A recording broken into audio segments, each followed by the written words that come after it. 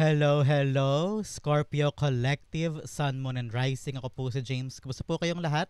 And welcome po sa James Tarot PH. Ito po ang inyong detalyado, komprehensibo at hindi beten na weekly reading for September 22 hanggang 28. Sa Scorpio, kunin nyo lang po yung mga karasunit kayo ha and leave the rest. Yung pong iba impormasyon para po sa ibang Scorpio yun. Kaya relax lang po kayo, okay? Use your intuition today ha para makuha nyo po yung akmang-akmang messages sa kaloob sa inyo ng yung spirit guide sa ating reading for today. So Scorpio, thank you again for all of your donations. Saka po sa mga hindi nag-i-skip ng ads. Malaking bagay po yun para sa akin every time na meron po tayong free reading. So thank you po, thank you for your love, for your support, and for not skipping the ads. So, ano naghihintay sa inyo ngayong buong September 22 hanggang 28? Inhale. And exhale. At the center of your reading, you have, wow, the Eight of Pentacles. Beautiful. In the area of what you want, you have the Three of Swords. Lovely. In the area of what you need, you have the Sun card. Beautiful. Basta may Sun, okay lahat yan. Okay na ang reading natin. Luhabas si Sun eh. In the area of what's affecting your current energy, you have the Emperor card. Yes. In the area of your near future, you have the Nine of Swords. Ooh, interesting. In the area of your challenge for the week, meron kang Five of Cups. Beautiful, beautiful. Napakaganda ng pagbaba, oh. Napakaganda. Mamaya i-discuss ko sa inyo. In the area of your fortune, you have the Two of Wands. Beautiful. In the area for divine messages, you have the Knight of Cups. At ang outcome mo for the week, eto yan, mamaya sabay-sabay natin siyang bubuksan at the end of our reading. But first, ano mo na lingering energy in your background? You have the Knight of Swords. Okay? Sabi ng spirit guides mo, huwag ka daw magmamadali this time. Okay, especially po, papasok ang Mars, planet Mars sa sign mo this coming week. So, ano ibig sabihin yan? Control, control, control. Okay? Because your planetary alignment and your tarot reading, your spirit guides wants you to act towards something dahil po yan sa Mars, but kailangan siyang balansehin ni Libra dahil po papasok tayo sa Libra season, yung September 23 forward, no? So, ang ibibigay sa iyo ni Libra ay balancing pagtingin. Titimbangin mo muna kung yung bang kinikilos mo ay impulsive or may dahilan o maganda or tama, no? Alam ko dahil po sa epekto ni Mars sa inyong sign, baka magmadali ka sa ibang bagay. Baka i-rush mo yung isang desisyon, i-rush mo yung isang kontrata, i-rush mo yung isang agreement, o bigla ka na lang o bigla-bigla o bigla kang kumilos na kung ano-ano man. Dahil po yan sa planet Mars. Kaya meron kang sisisihin kung sakali man. Pero dahil luwabas din siya sa inyong tarot reading, talagang tugmang-tugma na baka talaga this week magkaroon ka ng impulsive decisions about something. Kaya pasalamat tayo, papasok ka tayo sa Libra season, medyo energy mo mababalanse mo. Parang, teka, bakit ba ako nagmamadali? Teka, bakit ba ako sasagot agad? Pag-isipan ko muna, mga ganyan. So, ngayon, don't rush ha, especially po sa mga desisyon, lalo na kung legal document yan, o kaya tungkol sa pangarap mo, tungkol sa pera mo, kailangan talaga iniisip muna. Okay? In your core energy, you have number 8. Baka po birthday nyo to o special number or numero sa inyong address sa bahay. Kung ganun man, this is a confirmation that this message is for you. 8 of Pentacles all about you having this pag-andar pagdating sa iyong karera. Okay? There are a lot of things that you need to do, especially po pagdating sa paglago ng iyong career. Nakita ko sa inyo, some of you are trying to have a new beginning. Especially po nanggaling tayo sa eclipse noong September 21, solar eclipse po yan in the sign of Virgo. Ibig sabihin, ito yung mga pagkakataon na magsisimula ka ulit ng bago. Meron kang sisimula na proyekto, meron kang vibe shift, parang nag-shift bigla yung balak gawin sa trabaho, gusto mo na mag-fresh start, kung halimbawa ang mga papeles mo ay nakalagay ng gantong pwesto, gusto mo nang baguhin, halimbawa yung filing cabinet mo, gusto mo nang linisin. Depende po sa kung anong trabaho mo, sa kung ano yung passion mo. Parang meron ka talagang i-implement na bago. Parang sabi mo, tama na yung makalumang sistema, may kailangan akong i-upgrade, may kailangan akong i-upscale, may kailangan akong parang up-to-date na pagbabago sa aking ginagawang career o pinagpapaguran at ine-effortan na bagay. Kailangan mag-keep up ako with the times para makabago din yung outcome. Parang ganyan. So, you are now changing things. Especially, nanggaling ka paakyat with of Three of Swords, talagang mapanakit eh. Before siguro, sa trabaho ninyo, sa career ninyo, medyo gumapang ka, no? Medyo nagpalipat-lipat ka siguro ng work o medyo toxic yung lugar. Ano kaya parang meron kang i-apply na pagbabago pagdating sa yung karera. Gusto mo na ng balancing buhay. At nakakatulong sa inyo yung wag mag-rush para makapag-isip ka muna ng tama. Para every single step, every single thing ay makuha mo yung tamang timpla. Especially po ngayong linggong ito, si Mars nga po ipapasok sa inyo. So meron kang new project. Okay? So mag-focus ka daw on what your ito yung magdadagdag ng fuel sa o drive, no? Fuels your drive, your passion, your motivation to take on a new ambition on a new project. Okay? Kaya talagang vibe check to, vibe shift at talagang fresh start para sa inyo. Kaya kung meron kang sisimulan, meron kang pagkakaabalahan ngayong linggong ito, Scorpio, na sabi mo, ay, balak kong baguhin yung makina ng kotse ko, ilipat ko sa likod. Para mga ganyan. So, marami kang mga bagay na gustong itry, gustong buting-tingin, malakas yung intuition mo at saka malakas yung drive mo to start something. Noon, hindi mo gustong gawin pero ngayon parang, try na natin, gawin na natin.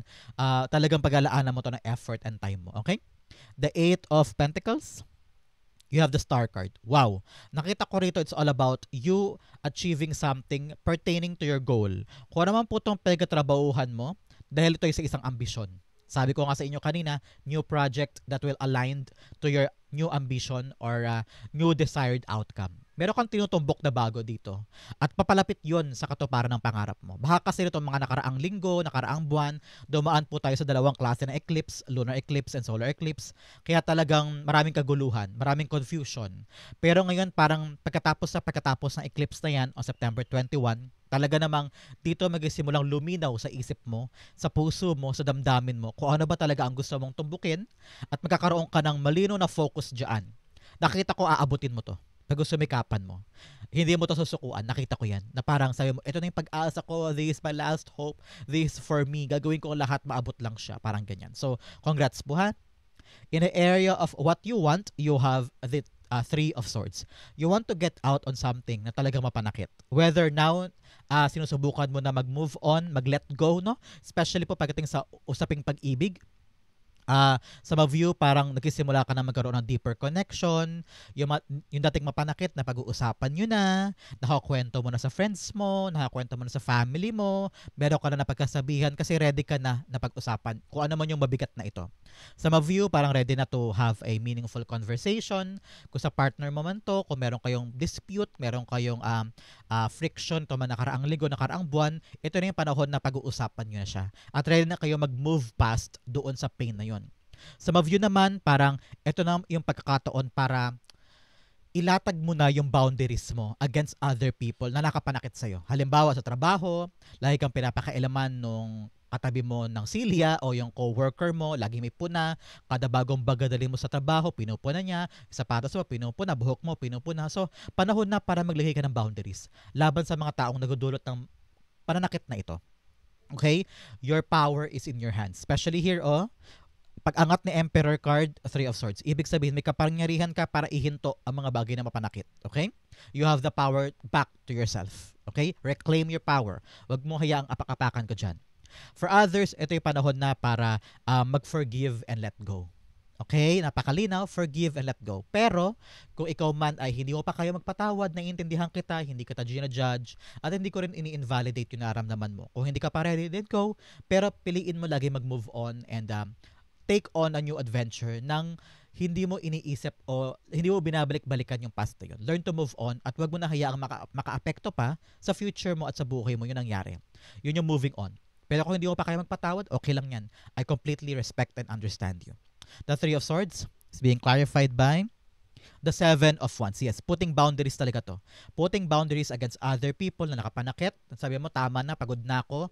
Oras na para harangan kayo. O lumayo na ako sa inyo. O maglagay na tayo ng gap. Or sabihin ko na sa inyo na hindi na ako papayag na gantuhin ako. It's all about you stopping the pain and defending yourself. Standing by your truth. Standing by your decision. Kailangan parindigan mo yan para hindi na maulit ito. Kasi kung hahayaan mo lang yan, paulit-ulit yan. Okay?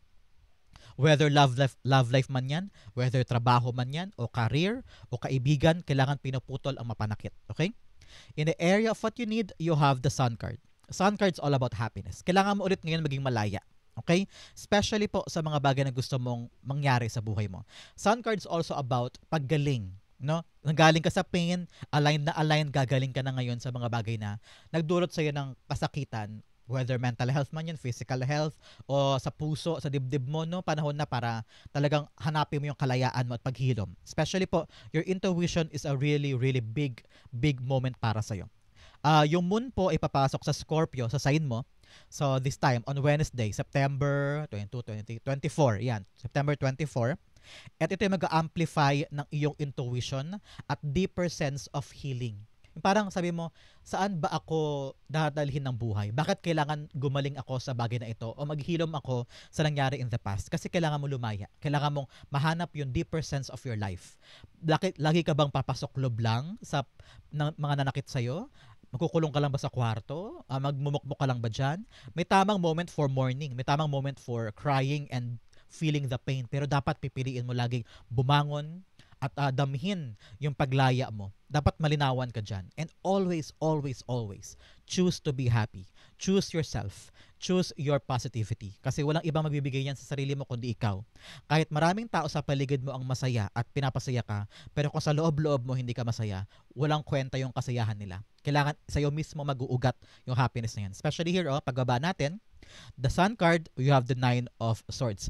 Kaya napipigilan yung mga happiness mo because lahi kang nag-worry, lahi kang tataranta, lahi kang nangangamba tungkol sa mga bagay na hindi pa naman nangyayari. Tungkol sa mga bagay na kaya namang solusyonan pero pinapabigat mo. Narinig ko, don't overcomplicate things. Huwag mo masyadong pabigatin o pahirapin yung isang bagay na kaya namang solusyonan ng magaan. Halimbawa, may problema ka sa kapatid mo, bakit hindi kayo mag-usap? Mas magaan, mas madali, mas maayos. So may mga magagaan na paraan at huwag mo na masyadong isipin pa. Because ready ka na dapat mag-move on eh. If you could just be happy and free, mawawala ito at makapag-move on ka na sa lahat ng pain. Okay? Okay? Napakagandang payo sa'yo. Sun card, the Temperance card. Yes. Temperance card is all about you getting out of a tough situation at ready ka na to go on a new adventure. Nakita ko rito na kayanin mo lang, magpasensya ka lang, gawin mo lang yung makakaya mo, pero ipagpasa Diyos mo na yung the rest. Okay? You don't need to make life hard para sa sarili mo. Pag halimbawa tong kaibigan mo ay pinapahirapan ka na, sinusuyo mo pa rin, baka time na para bitawan yan. Huwag mo na suyuin, pinapahirapan ka eh. Sincere ka naman, mabait ka naman, bakit kailangan mo bakit kailangan mo lumuhod at magmakaawa sa isang taong alam mo yun, pinapahirapan ka lang. Learn to set yourself free and pahalagahan mo yung balanse ng buhay mo. Peace, harmony, katahimikan ng buhay, kasaganahan ng buhay, yun ang hanapin mo. Pero pag may mga nega sa paligid, bitawan mo yan. Hindi yan makakatulong sa buhay mo. Okay? Kung meron kang tinatrabaho ngayon, sabi ng spirit guides mo, pagsimikapan mo ha, make sure na ikaw ay talagang ikaw ay desidido, focused, at alam mo yung gusto mo. Kasi pag gusto mo to, kahit mahirap, gagawin mo yan. Kahit mahirap, pagkapaguran mo yan. Kasi nga, mahal mo at malaya kang gawin yung mga bagay na yan. Okay? So ngayon, be patient and wag magmamadali. Kasi Temperance card is all about patience. So, dahan-dahan lang, in its own time, divine timing, kaya wag ka mag-rush. Meron kang pinipilit mangyari. Meron kang fina-force na matapos, fina-force na mabuo, kinokontrol mo. Let it happen. Wag mong pwersahin. Darating tayo din dyan, sabi ng spirit guides mo. Ngayon, just enjoy the pace, enjoy the takbo ng buhay, yung takbo na ginagawa mo, wag mong pangunahan daw. Okay? In the area of your what's affecting your current energy, you have the Emperor card. Emperor card is all about taking the power sa'yo, sarili mo, no? May mga bagay na kailangan mong tapangan, especially pagdating sa mga bagay na kailangan mo i-defend o kailangan mong bitawan na, yung mga bagay na mapanakit, mga bagay na makadurog puso. In the past, bitawan na yun, maging matapang ka na, harapin na yung future, at maging matapang ka na putulin na kung ano man yung mga bagay na narinig ko kasi parang hirap na hirap ka putulin eh. Halimbawa, relasyon, past relationship, pabalik-balik siya, o kaya past mong pangarap na na-realize mo hindi na pala para sa'yo, nagsayang ka lang ng oras doon, na-realize mo na kahit pala anong gawin ko hindi para sa akin yan. Masakit yun. Masakit yun. Ma-realize mo na yung dream mo hindi para sa'yo. Panahon na para maging matapang ka na harapin na, okay, siguro nga, kailangan ko na mag-move forward at harapin yung mga bago.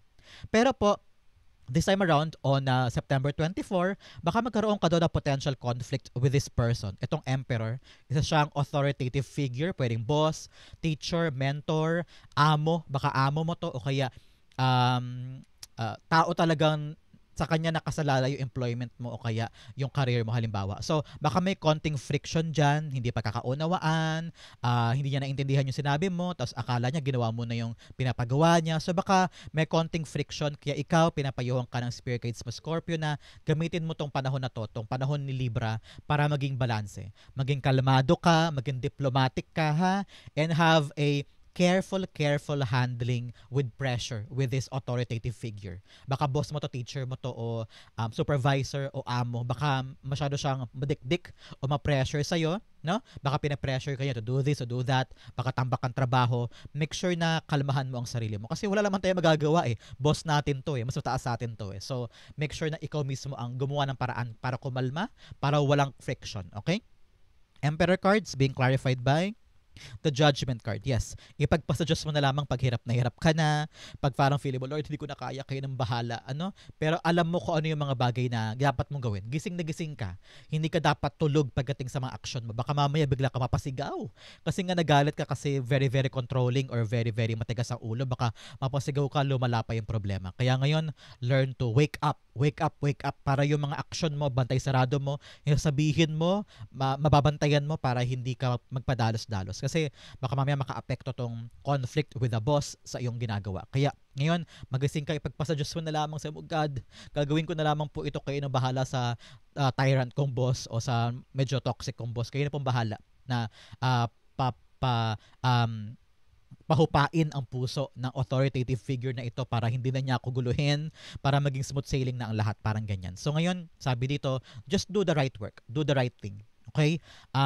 Sabi ko nga sa inyo, so taas sa atin ito eh. Baka hindi mo siya kayang i-combat, di ba? Kasi nga, wala tayong magagawa. Tali kamay natin dyan kung boss natin yan o authoritative figure yan. Baka amo mo, no? So ngayon, kailangan talaga maging maparaan ka para makaiwas ka o kalmahan mo lang, takpan mo lang tenga mo, maaaring ganyan, at maging diplomatic ka, magkaroon ka ng diplomasya. Makipag-usap ka ng matino, makipag-usap ka ng malumanay para mapacify mo yung sitwasyon. Parang ganyan, okay? In the area of your near future, you have the Nine of Swords. Nine of Swords, bumabalik ka na naman doon sa overthinking, overanalyzing. Alam ko, marami kang gustong tumbukin dito sa pangarap mo sa trabaho, sa negosyo, sa career path, sa pera, at ginagawa mo ang lahat kayod, trabaho, para lang maabot yung pangarap with the star card here. Pero kaakibat niyan in the near future, maraming pressure na daladala yan sa likod mo. Na para bagang pag naabot mo yung pangarap mo, nasagot na yung prayer mo, parang ang daming bigat sa likod na parang kakayanin ko ba to? Matutuloy-tuloy ko ba to? Magiging long-lasting ba sa kamay ko to? Mapanghawakan ko ba to for a very long time? Magiging consistent ba ako? Makatanggal kaya ako? Kakayanin ko ba? Mapapahiya kaya ako? Pinapangunahan mo na naman. Future pa yung iniisip natin, pero ikaw na problema ka na. So parang sabi ni spirits mo, have your full trust kay God. Okay? Kung ano yung problema mo, kung ano yung kinakaharap mo, may darating na tulong. Maraming kang mga alalahanin. Siguro sa negosyo, sa mga kasamahan, sa bills. Dito, kayo po ay pinapayuhan ng yung spirit guides to have teamwork. Okay? Collab with other people. Pag meron kang katulong sa isang bagay, especially here o katabing-katabi niya, Nine of Swords is Two of Wands, merong ally ka. Ally or friend, allyship pa, A-L-L-Y. Hindi po ally na bigay, A-L-A-Y. Iba po yun. Ally na kakampi. Kumbaga, para makatulong sa'yo sa pagtupad nitong pangarap mo. Kaya wag ka nang problema. Kasi the right people will come, the answer will come, help will come. Okay? Nine of Swords. Hanged Man. Yes. Kailangan malinawan ka this time. Kung punong-puno na yung isip mo at puso mo ng kaba, ng takot, ng duda, ng anxiety, stress, kailangan mo daw munang huminto, parandalian, and tell yourself, okay, hinga tayo, hinga, relax. Parang ganyan. Especially po ayon sa inyong planetary alignment, you have to manage your stress, okay? Because baka maka-apekto yan sa sakit ng ulo, high blood pressure, no? Baka magkaroon ka ng imbalance pagdating sa yung pressure, high blood pressure. So, make sure na kontrolin mo, kayang-kaya mong panghawakan yung Scorpio. Kontrolin mo yung mga stress mo, anxiety mo. Huwag mo na masyadong isipin yung mga problema. Just do what you can. Sundin mo lang yung agos ng buhay. Huwag mong kontrolin yung mga nangyari. Huwag mong madaliin yung mga nangyayari. Namnamin mo yung bawat nangyayari para magkaroon ka ng calmness in your heart. Pag medyo matindi na yung mga pinagdadaanan, make sure daw huminto, parang dalian, reset, recharge, matulog, no? Maligo, makakatulong din yan. O kaya magkaroon ka ng bonding time with your family, with your friends. Go out and enjoy life. Go to the nature, mag-yoga ka, mag-meditate ka, mag-park ka para umalwan yung isip mo, magkaroon ka ng uh, relaxation para kung ano man tong problema, maharap mo siya in a very, very relaxed way. Okay? May solusyon. Nakita ko with the hangman, may solusyon daw. Makakaisip ka ng paraan kasi lilinaw ang ulo nito ni hangman. Lumilinaw yung kanyang isip. Ibig sabihin, nung tinignan mo sa ibang perspektibo yung problema, nakahanap ka ng paraan. So, mawawala itong mga problema mo kasi makakaisip ka na ng solusyon. Okay? In your challenge, unang-una, you have explore feelings. Yes, yung mga feelings mo, mga naramdaman mo, explore mo yan. Especially here with the Three of Swords. Delve into your insecurities and unresolved emotions. Authentic closure and peace. Yes, kailangan talaga i-close mo na yung mga bagay na yan. Kaya kailangan importante harapin na. Kasi paano mo i-close yung isang bagay na hindi mo muna talaga hinarap ng buong buo? Kailangan kilalanin mo yung pain na yan. Harapin mo siya ng head-on para madali mo siyang ma-eliminate sa buhay mo. Narinig ko dito na kung meron kang mga emosyon na iniiwasan, pinapabayaan o ini-ignore, panahon na para harapin, para totally, finally matapos na. Now, the message of confront fears. The cave you fear to enter holds the treasure you seek. Bravery, healing, reclaim. Meron ka daw kinakatakutan na gawin. Parang takot ka, nag-aalangan ka, especially here with the Two of Wands. Parang meron kang gustong subukan, pero pinapangunahan ka ng kaba, pinapangunahan ka ng rejection, ng alinlangan, ng doubt. No? Sabi ng spirits mo, the more that you fear, yun ang dapat mong gawin. Kasi ibig sabihin, may magandang mangyayari dyan. Kaya biglang nauna yung takot. Sabi dito, confront mo yan kasi makikita mo, ay, kaya ko pala. Pag pala nilabanan ko yung takot ko, humakbang na ako. Kaya ko pala to. Especially, naalala ko tuloy, no high school ako, first time kong sumali sa oration. Sabi ko, hindi ko kaya to Sa ibang school pa lumaban. Pero nanalo ako. Third prize. Pero at least for a first timer, nanalo ako, diba? So parang ganyan. So, if you could just confront your fear, may realize mo, kaya mo pala siyang lagpasan. So, ganoon din tong message sa'yo na yung challenge for the week. You have the Five of Cups. Your emotions, ang kailangan mo talagang i-visit, harapin na. Kung ano yung mga bagay na pinanghinayangan mo, regrets mo, ayan, lumakas po ang ulan. Hopefully po yung naririnig mo pa ako, Scorpio. Sobrang lakas niya. Biglang tulo, biglang bugso.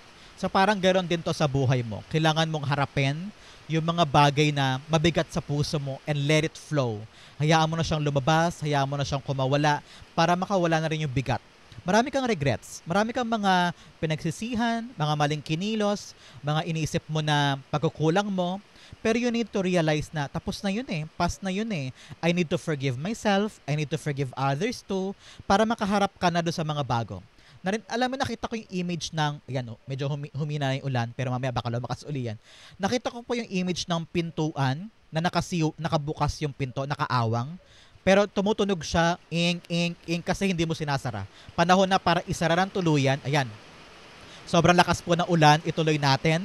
Kasi blessing yan. Nakita ko simbolismo yan para sa'yo, Scorpio, na kalimutan na yung mga bagay na mapanakit para sa'yo.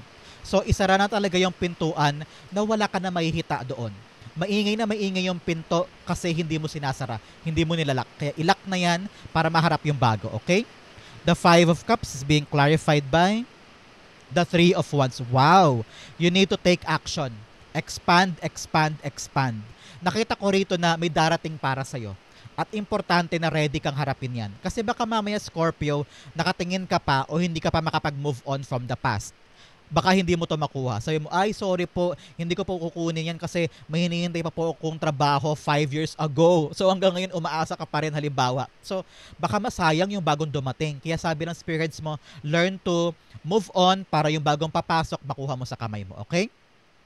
In the area of your fortune, unang-una, you have discovering truth. You stand in the light of truth. Harapin mo na yung katotohanan. Kapag naharap mo yung katotohanan, alam mo yung next big step mo. Okay? Another message, you have protected by angels. You are cherished by angels. Yes. May protection ka ngayon sa mga angel mo. Kaya palakpakan natin sila.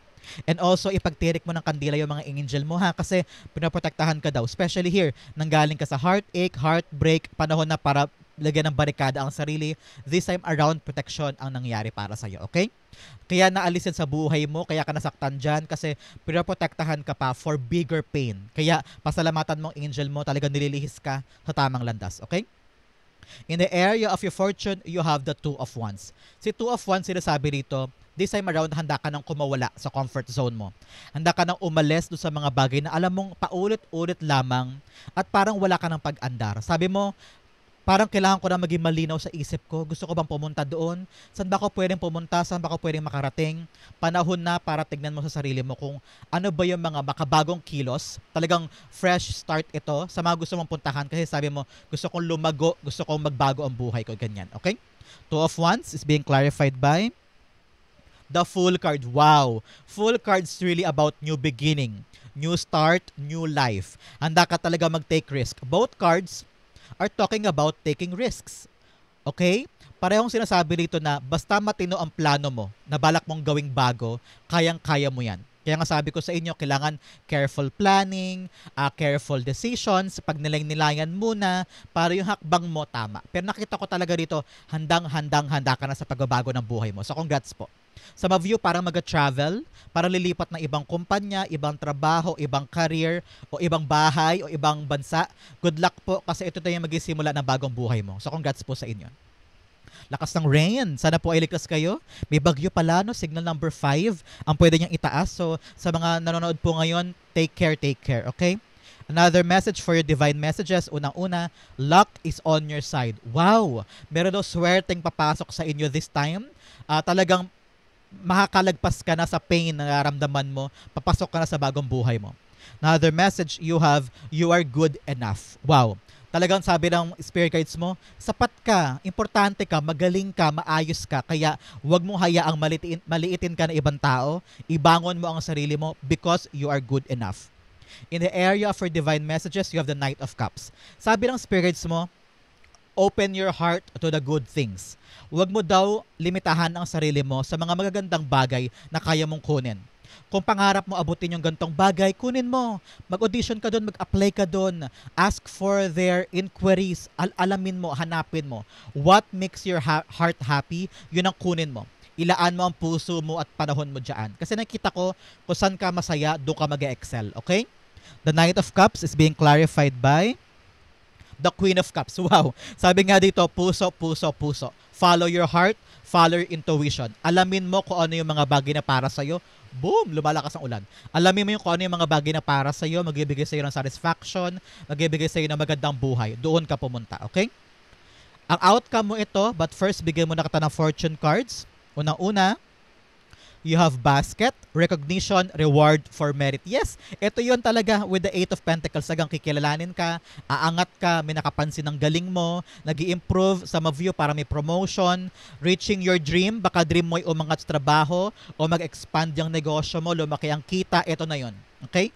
Rose, romance is in the air. Wow! Para po sa iba dyan, may pag-ibig daw na papasok, or sa mga may pag-ibig naman na talaga dyan, parang titibay daw yung pagmamahalan ninyo. Another message. Nakita ko parang may nag-date. Another message, you have bag. Something important such as new job or a raise. Yes, talagang pagtaas to ng trabaho mo, pagtaas ang buhay mo pagdating sa iyong career. Congrats po. Another message, you have bird perched, waiting for news, package, and letter. Yes, meron ka talagang good news sa hihintayin this time na magpapaligaya sa'yo. Another message, wow, pineapple reconciliation. Meron daw pagbabate, pag-aayos, pagkakaroon ng matinong pag-uusap with someone. Another message, you have older woman. Babae daw matanda sa'yo, baka lola mo, nanay mo, kapatid mo, o kaya katrabahong matanda, kailangan mo daw siyang kausapin. Okay? Ang outcome mo, napakalakas ng ulan. Ang outcome mo for September 22 hanggang 28, you have Page of Swords. Wow! Page of Swords, good news. May darating sa'yo magandang balita, call, text, or chat, or good information na yung hinihintay mo darating na. Okay? Baka meron kang go signal na hinihintay, meron sa inyo parang nawawala ng pasensya, kaya gusto na magmadali, gusto na i-rush yung isang bagay. Huwag ka mag-alala, ngayon darating na yan. Makukuha mo na and makakadire-diretso ka na sa mga bagay na gusto mong gawin. Some of you, pinapaalalahanan ng yung spirit guides na araling mabuti. Kung meron ka mang kontratang pipirmahan, job order na pipirmahan, o dokumento, kailangan daw aralin mo mabuti ha. Huwag ka daw magmamadali. Make sure na basahin mo hanggang dulo. Kung meron kang hindi naiintindihan, itanong mo para gets mo yung nangyayari at alam mo yung papasukin mo. Okay? Page of Swords, It's being clarified by the high priestess. Yes, makinig ka daw sa intuition mo. Pag alam mong parang may something dito, parang, teka po, hindi po muna ako magkasalita kasi parang hindi ko po ako ready. So always listen to your heart. Listen to your intuition. Huwag ka magmamadali, huwag ka mag-rush para makita at maramdaman mo yung mga bagay na gusto mo at yung mga bagay na nakahantad para sa'yo. Nakita ko dito na believe in your talent, ha? Kasi kitang-kita ko yung parang pagiging bagito o pagiging baguhan sa isang bagay na parang iniisip mo, kaya ko ba, magagawa ko ba? Kaya mo. Believe in yourself. Pag po si High Priestess, ibig sabihin, yung bubong niya, wala siyang bubong, yung bahay niya walang bubong. Ibig sabihin, sky is the limit. You have the full potential, you have the talent and skills and possibility, lahat-lahat para sa'yo. So, kakayanin mo to. Huwag mo limitahan ang sarili mo. Maabot mo yung gusto mong maabot. Kaya ngayon, laksan ng loob, lumaban.